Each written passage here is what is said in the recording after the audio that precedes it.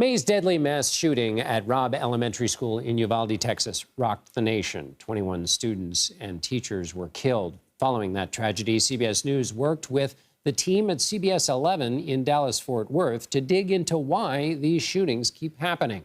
Stephen Stock was a part of that investigation, and he joins me now for more. Stephen, what did you find out? John, 4 years ago, 10 people, including 8 young students, were killed at a high school outside Houston, Texas. Back then, everyone here in Texas after that event, including the governor and lawmakers, all vowed that it would never happen again. But as you just mentioned, in Uvalde, it did. They're having a shooting at the high school. The pictures and the sound. We have several shots fired. Hard to watch and hear. School shooting, have an active shooter, several people down. The horror and fear in schools both in Santa Fe and Uvalde. He's shooting in the classroom. He got me, right? Hard to imagine. Flo Rice doesn't have to imagine. She lived it. It was just, utter terror.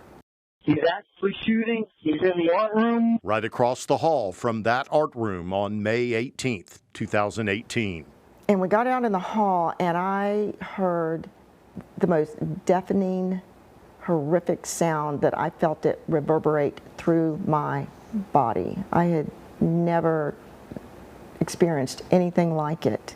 More than 4 years later, the memory's still fresh. So I sit up, and I realize I cannot move one of my legs, and then I look and realize that I had bloody bullet holes in my legs.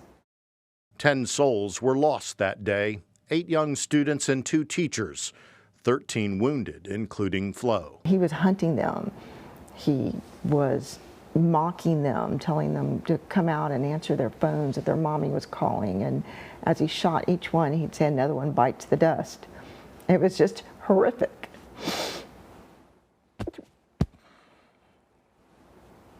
What I lived through was just nothing in comparison.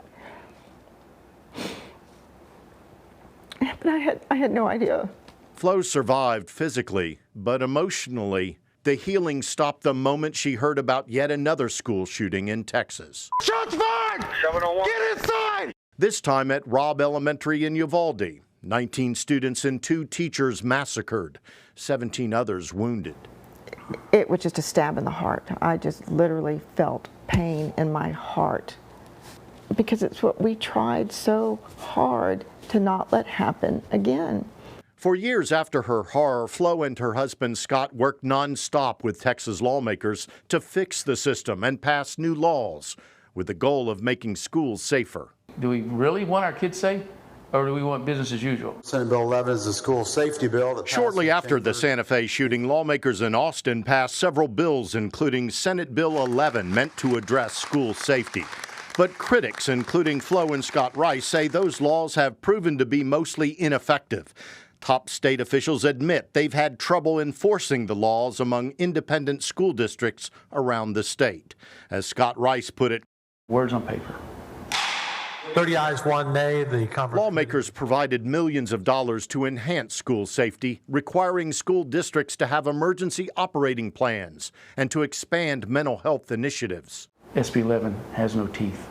There's nothing in it that penalizes schools if they don't do it. You want to self-audit yourself, check the box, done. Do you have to do what's in there? No.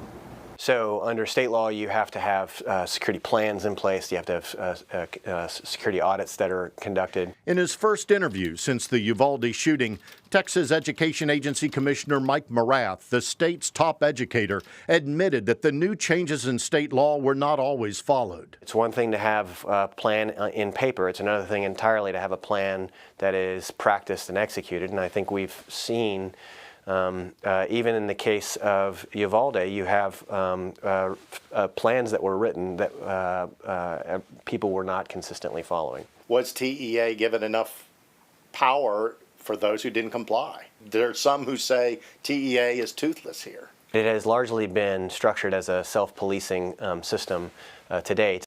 Even with the second school tragedy, Morath believes that the laws passed after Santa Fe made Texas schools safer. The legislature's action, the governor's leadership after Santa Fe has absolutely made schools more safe all over the state of Texas. We know with certainty that other incidences have been prevented. What would you tell the parents who say, you let me down because this wasn't supposed to happen again? Yeah, it's an extremely difficult question to answer. As a dad, I remember the shooting in Santa Fe happened, and you cry and you have anger, but in my responsibility as Commissioner of Education, I have to be reflective on what is the policy and practice landscape that allowed this to happen, and what do we learn from this that we didn't know then that we can change. Schools need to be held accountable. Flo and Scott Rice are not convinced. You know, we can build $40 million football stadiums. We can't spend $4 million on safety. You know, and if you don't survive Friday morning art class, you can't have Friday night lights. Oh, it's going to happen again, and again, and again, and again. And people cannot comprehend it can happen to them. You just can't. You cannot conceive that because it's too horrific, but it can. Stephen, after we started asking questions of policymakers here in Texas, Governor Greg Abbott admitted that not enough had been done, that Texas laws passed after Santa Fe did not go far enough in holding schools accountable. But John, during our investigation, we also heard from law enforcement around the nation who point to a bigger, more widespread problem they say contributes to this rising violent crime wave across many of our communities here in the United States. They say that in states like Texas, Georgia, Florida, Arizona, gun laws there make it way too easy for anyone, including criminals, to get a gun. And those guns are ending up in states like California, New York, and New Jersey that have stricter gun laws. John? Powerful work, Stephen. How many of these guns are we talking about that are sold in Texas that are appearing in crime scenes across the country? Great question. We do have pretty good data from ATF, the Bureau of Alcohol, Tobacco, Firearms, and Explosives.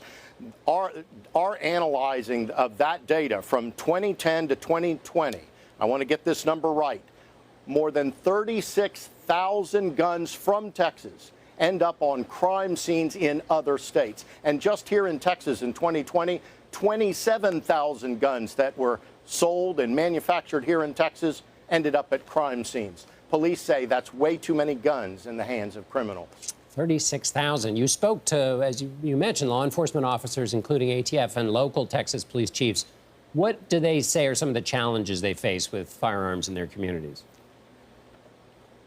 Well, you know, as we say, they say the bottom line is it's just too easy for criminals and people who should not have them, people with mental illnesses, to get guns in certain states.